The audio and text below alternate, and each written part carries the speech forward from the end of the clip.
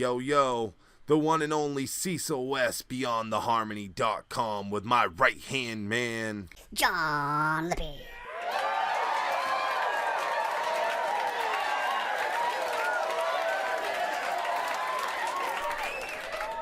I wish I had like a sound effects board so I could drop bombs or gunshots or something when that happens. Today, it is the question of the day, and I got one. This one, this is gonna make the hardcore Bone fans just cover their eyes, plug their ears, and not talk about it. They don't want to talk about this one. This is the dirty secret that everybody hides under their bed, but I want to talk about it. John, how the fuck has Hellz movie been able to stay relevant for 20 years? And the bigger question is, who is the guy that originated Hellz movie? Because he made the most famous bootleg of all time. And yeah, Hellz movie is still talked about to this day. It's still viciously refuted by Bone fans telling you that it's fake. But Hellz movie has stood the test of time. I mean, it's in ways more famous than Heaven's movie. And I think a lot of people accidentally say Hellz movie. And I think also that the Hellz movie part, because, you know, when Busy called his album Heaven's movie, you know, with all the imagery that they had at the time, Heaven was kind, because I don't think the Crossroads had come out at that point, but it was just like, wow, Heaven's movie, okay. You would have thought it'd been Hell's movie. But I think it's stood the test of time simply because the songs on the album are in the style of Busy that the fans wanted to hear. They still want to hear, and it's one of the last times that he kind of did those styles, because, you know, one of the things that's not talked about that much is how dramatically his style changed on The Gift, and then again on Alpha and Omega from Heaven's movie. And even Heaven's movie, his style kind of changed a little bit from the Bone albums, and it changed. So it changed on Heaven's movie, changed on The Gift, and again on Alpha and Omega. But if you wanted that original Little Ripsta, vintage Busy Bone, Creeping on a Come Up era, Eternal era, Heaven's movie era, the only way you could get your fix was to get Hell's movie. And, you know, at the time, Heaven's movie was kind of short, and then it was nice to have that Hell's movie. And plus, those songs never got released, right? So there's, although recently in 2017, Confessions is kind of like the rebranding of Hell's movie. If you go on, like, I don't know if it's Google Play or iTunes, there's a Busy Bone album called Confessions, and it's essentially Hell's movie repackaged. So I think it's an assortment of those things, and it's also just the Busy fandom of that original Busy style. The only place you could really capture that was on Hell's movie. Plus, you know, the novelty of it. I mean, when you look at Hell's movie, you can literally compare the legacy and the legend of Hell's movie to like the first handful of Machiavelli bootlegs. Yeah. Because the Machiavelli bootlegs have done the same thing Hell's movie has. If you look up Hell's movie, there's multiple track lists, because obviously it's a bootleg.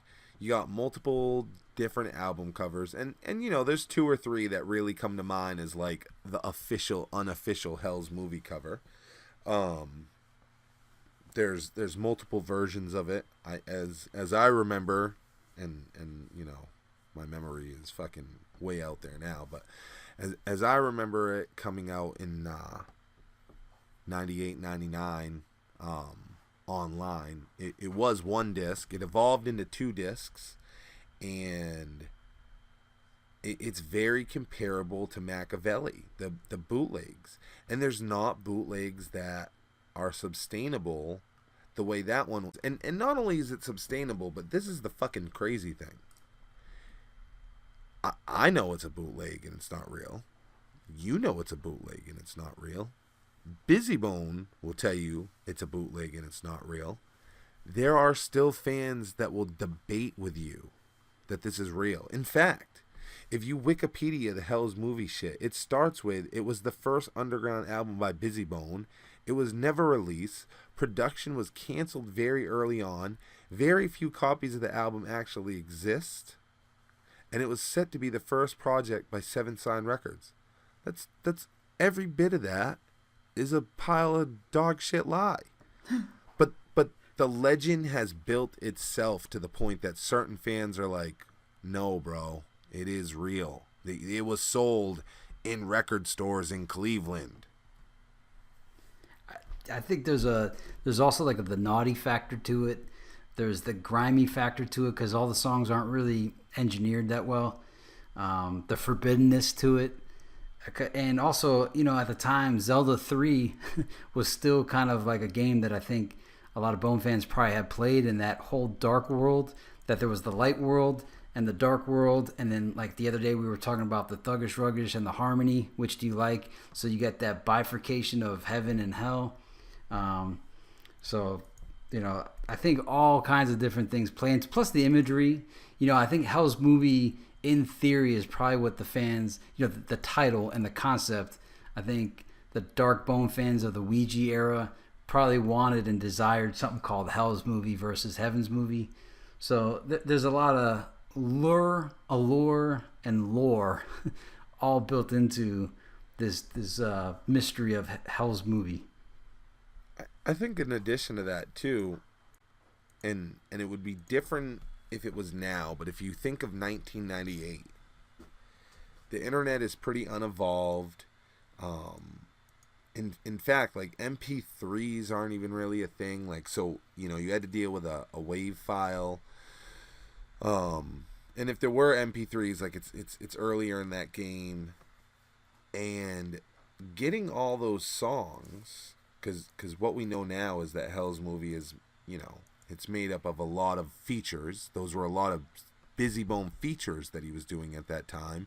And then a handful of unreleased tracks as well together.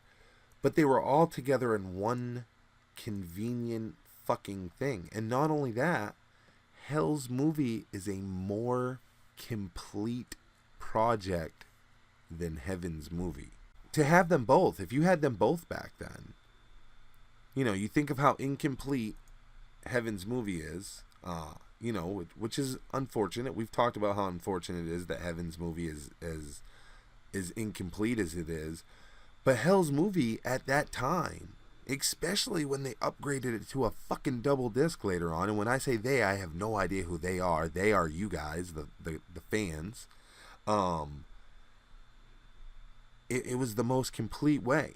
Now, what's wild is there's no one that stands up and says, "Hey guys, I did that first Hell's movie," or "Hey guys, I'm the guy that redid it and made the new cover and made it a double disc," or "Hey guys, I'm the one that was selling those bootlegs on eBay back." Nobody in a world of Bone where everybody likes to get their props. Give me my P's, motherfucker. Everyone wants their props for releasing that song to the internet, or releasing that picture to the internet, or bringing this first. No one in their right mind stands up and takes credit for Hell's movie. And you think about the legacy that Hell's movie has created. I mean, I think Hell's movie may be responsible for a portion of the fandom that has lasted this long. Because, like, if you do like a butterfly effect and you take Hell's movie out of our timeline, I don't know if Bone lasts this long. It created this whole bootleg culture, the collection of all these unreleased tracks, the pre-releases, and even to this day, every album they put out, they end up like leaking a second album. So like the Hell's movie continues. There was a Hell's movie for Thug World Order, a Hell's movie for Strength and Loyalty, a Hell's movie. It wasn't called Hell's movie, but you know there was, you know, the special delivery, the filthy prequel, the prequel, the unified prequel. So it created this legacy of a way to release all these unreleased tracks in a way that was forbidden, which drew you to the subject matter. Everybody denies Hell's movie, but everybody has heard Hell's movie. So it's wild because nobody will deny like the Art of War pre-release, you know, and that's out there. You can download that. That's 10 to 15 tracks or some shit, right? And it's all shit that they didn't want you to hear. That's why they're pre-releases. They didn't put that out. There's more shit on Hell's movie that they intended for you to hear, meaning Busy and whoever he did the songs with, you know. There's some of them are on soundtracks. Like I said, some of them are on other people's albums, and then some of them are truly unreleased. But there's more stuff on Hellz movie that they wanted you to hear than that pre-release Art of War. Didn't want you to hear any of that shit, or at least Ruthless didn't anyway. And that's not denied. But everybody hates Hellz movie. And I think it's underestimated the demand for Busy Bone that the fans had at the time period, right? So and we fondly look back on Heaven's movie, but at the time period, there was people that were thrilled with it, but there was also a segment that was kind of like, why? They had a lot of questions. It left more questions than satisfaction. All those little short songs, we've had that kind of explained now, but I mean, people were fucking pissed off when they bought that, and it was so many little fucking 40-second, minute and a half, whatever they were. Yeah, because we, the fans really were so fired up to get a full-length Busy Bone solo album. I mean, it was like, yes, want this solo album, and then when you get it and there's like snippets on it, you're like, this was going to be the prized possession of my collection here. And to have these snippets, it just makes you say, what? I feel like I didn't get the album. So it was, people were thrilled though about Heaven's movie, but I think where Heaven's movie left you hanging, I think that's where Hell's movie came in and fulfilled the rest of that need that people had. Yeah, and like I said, it put all those tracks together. I mean, I can't remember, this has to be like the first Bone bootleg that I remember, to that level, to the level that like they made artwork for it and shit. And I just remember back then like wanting a real copy to place next to my Heavens movie. Yeah. And it even fit in with it. Heavens movie had that thank yous, you turned it upside down, it had fuck yous, like you were like, oh, this totally makes sense that there'd be a Heavens movie, a Hell's movie. Now I remember even back then being a smart enough fan to realize that all these songs that we were getting as features, Battle Cry, the one with Silky Fine and Snoop Dogg,